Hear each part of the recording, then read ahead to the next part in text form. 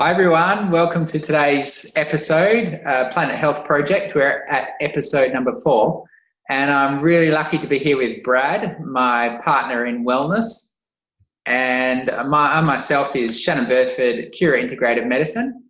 And Brad, today's topic we're going to talk about is thyroid health. So could you just give us a bit of introduction to the thyroid and why have we got a thyroid and what does it do? Yes, Shannon. The thyroid's a very important gland. It's involved in controlling metabolism throughout the body. So it for any energy production, the thyroid can increase activity and increase our metabolism, and also if it can, under duress or stress, it will slow things down for us as well. So it's a very important gland, and when we're looking at weight management, we're always considering the thyroid. It's also ties in. It's part of the HPT axis, which is the hypothalamus, pituitary, and thyroid axis. So the hypothalamus and pituitary in the brain, and they send it's all part of the endocrine system. So they send chemicals to each other to initiate the process or the activity of the thyroid. And the thyroid produces T4, which converts to T3, or supposed to convert to T3. It can also convert to reverse T3, which is fairly much non-active, and slow things down. And that T3 in our body will bind to receptors and increase metabolism throughout the body. So it's a very important gland. Just on that note, if I said HPT axis, the hypothalamus and pituitary gland also control the adrenals. So a lot of people might have heard of the HPA axis. They also control the gonads or the ovaries. So you have the hypothalamus, pituitary, ovarian axis or gonadal axis. So when the hypothalamus and pituitary aren't working properly, or we're under stress in that HPA axis, they can affect thyroid function as well. So yeah, very important gland, the thyroid, and there's numerous things that can upset its function. So that's the technical side of things, and what I hear, to really simplify it, is it's controlling the metabolism, and if you're stressed, then of course your body's saying, hey, let's go back to the cave and rest. Let's do some hibernation. Let's have a little bit more sleep. But in today's society, we don't usually do that. We just say, hey, I'll have another coffee, I'll stay up late and do that extra bit. And then our thyroid keeps slowing down more and saying, slow down more, potentially. Yep. So you mentioned about that term HPA, and I like to joke about and say it's really the HPE, it's the HP everything, because it's affecting hormone, weight, and pretty much everything in your body. Yeah. So the second point is, so when that goes out, we talked about it going faster or slower. So that's hypo, low, and hyper is high. Mm-hmm. So can you tell me a little bit about that, and what are the nutrients involved in the thyroid function? Yes, so what we commonly see in practice is hypothyroidism, the slowing down of the thyroid, and there can be autoimmune involvement, which we'll discuss a little bit shortly. But and then you've got in some cases people presenting with hyperthyroid, which is it's speeding up, and there's certain things that can affect thyroid function. We've touched on stress and a few other things there, but the nutrients are very important too. So iodine is involved in producing the thyroid hormones, and selenium is very important too. If you're really low in selenium, you're at risk of having high reverse T3, which is pretty much a non-active form, and that slows thyroid function right down. And there's other nutrients like zinc's very important too, vitamin D.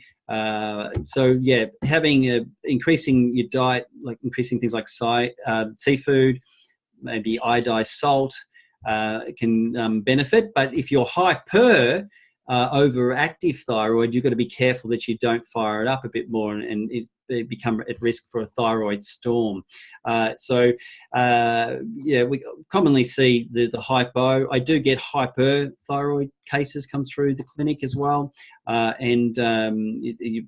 It's not a matter of just reversing or decreasing the nutrients too for the hyperthyroid. It's a bit of a different thing if you've got to work out the cause of increasing the thyroid, and sometimes there can be various causes for it and can get a little bit tricky.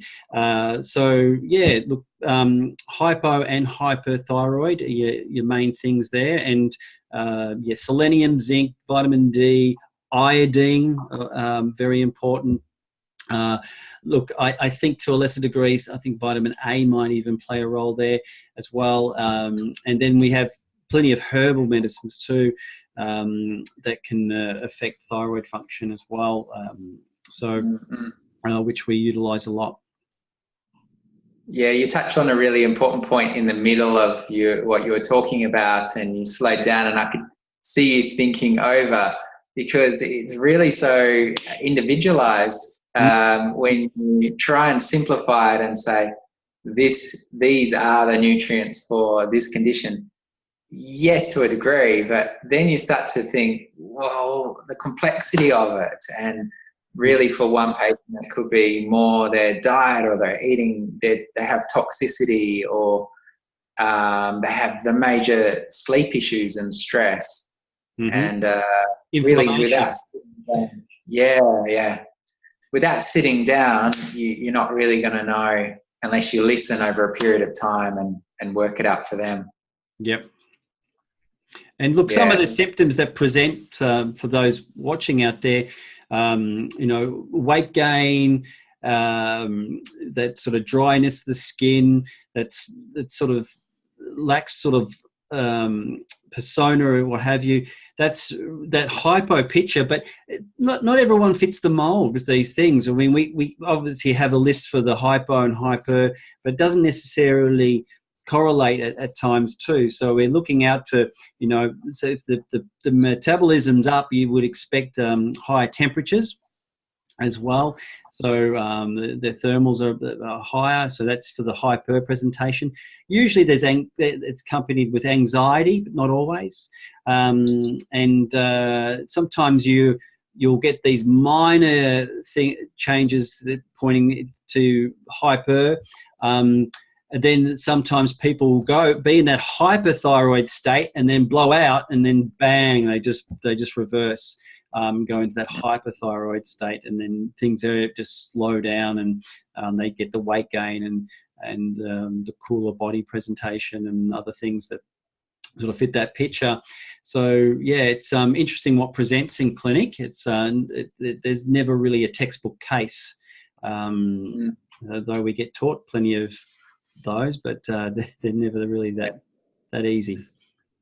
And also at the beginning, we don't see the full-blown diseases yet. So it's early stages, and the thyroid's a bit confused, and there's stress, and there's hormones, and there's sugar, and inflammation going on, and the pathology test looks completely okay, but the patient especially if it's come from the GP, yeah, definitely. So then after that, so the third point is potentially autoimmunity. So there's a kind of a progression generally, and then evolving into autoimmunity. So can you tell us about that, Brad?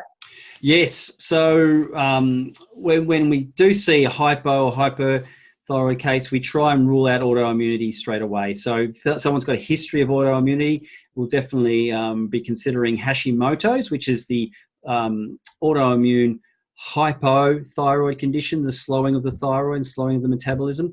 And then there's Graves' disease as well, which is the speeding up of the metabolism, a hyperthyroid presentation.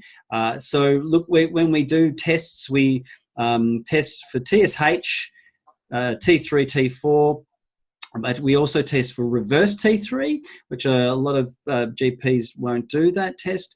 And that just gives us an indication. Quite often that'll be raised with stress. And then that's the other markers can look normal in pathology tests. Reverse T3, if it's not tested, you can go away going, oh, the thyroid's okay. But if you test for reverse T3 and it's high, and the other markers might look normal, but the high reverse T3 means that your thyroid functioning, I think it's about 100 times less potent. So the reverse T3 hormone versus the T3 hormone. So you really want to get that reverse T3 down. With autoimmunity, we're looking at some autoantibodies. So you get your serum antibodies tested for thyroglobulin or thyroperoxidase. So they can vary in the results, and you still got to do some good case taking in addition to that. There's we haven't mentioned too, goiter as well is a common symptom with thyroid, but it's not always there. So especially we're trying to catch thyroid in its early stages. And goiter is, for those who don't know, the enlargement of the thyroid gland here. It's quite often, I think a lot of my cases, I'd say the majority would be Hashimoto's. So they've got the thyroid, or the slowing down of the thyroid, and then there's that autoimmune component as well. Fun fact for today. It was always said that thyroids can't regrow. So some people will have surgery, they've had Graves, they've had it removed. Yep. And they have a very small bit. It can actually regrow back, which is really amazing. Right. I wasn't aware of that. So do you need a certain percentage of it? Like, is it like the liver and you can take a lot of it away and it grows back? The amazing body, yes. Okay. Yeah. Excellent. It's not just it's scientifically proven. Wow. Yeah. Excellent. Well, there you go. Yeah, because you do get that. You get the people that have had the thyroid, good part of it removed. So if they've had nodules or there's concern about cancer. So So Brad, what would you do? What would be your biggest piece of advice? So people are watching, they might already have Hashimoto's or Graves or just thyroid issues. What would be your biggest tip?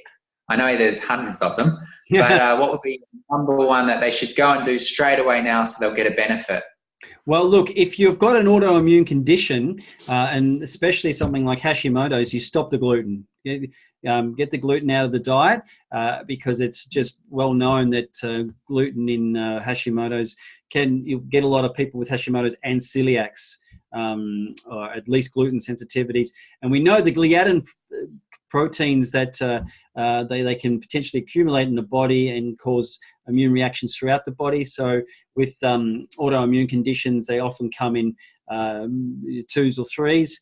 So you're at higher risk if you're having something like gluten. You're at higher risk of getting something like a rheumatoid arthritis, lupus, or certainly celiacs. So that's really, I think, the best advice is, and it's something some people can do, just back down off the gluten and reconsider all your grains. I would back down a lot on all your grains and start replacing them with some either better grains such as things like quinoa, what have you,